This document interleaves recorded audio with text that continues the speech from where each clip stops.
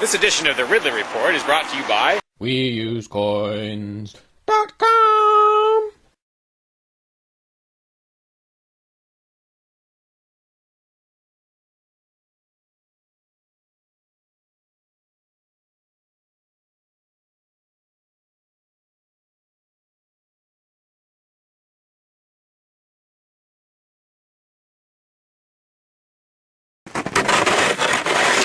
When I was out there a couple years ago, I tried to do a video, I got rid of some of the ice and did a little video about it, suggesting maybe that I shouldn't be the only one.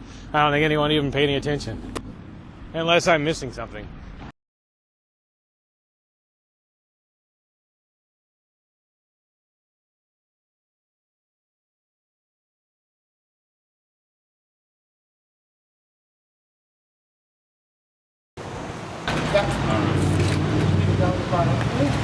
Yeah, Free Staters are always saying more Mayberry, less Fallujah. I'd like to say more Mayberry, less Move. If you remember Move, they were the communist-leaning commune in Philadelphia that was burned to the ground by authorities along with most of the neighborhood. Why? Well, because they were perceived as sort of a threat to the neighborhood. Their demeanor and actions didn't really always do much to help ease that perception.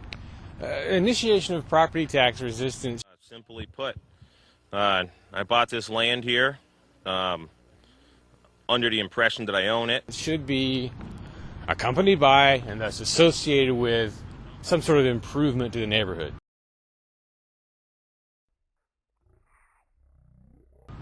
I mean, if you so much as sit on the porch at the CAC and have a conversation, there's a pretty good chance you're going to disturb some neighbors because they're that close. Imagine how much negativity there's going to be toward the CAC, toward Ian, as the place starts to become a real ground zero of some kind of property tax revolt. Because a lot of things will probably have to be done at or near the CAC to harden it in some way against the authorities.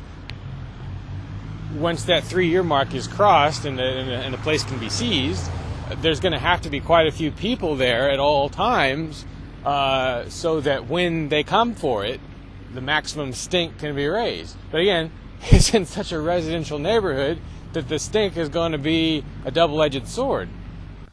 My expectation would be that on the day they come for the house, the authorities will impose... Well, actually, before they even take it, they may impose an exclusion zone, which bans any number of people from being at the house. On the day they take it, they will probably block roads leading to it.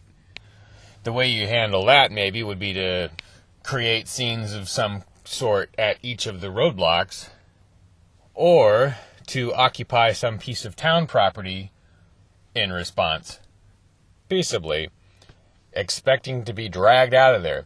But the goal here, I think, probably should be not just to maximize publicity, everyone already knows that, but to trigger a sort of second or third phase in the property tax revolt, to inspire someone else to do the same thing, hopefully 10 or 15 someone else's.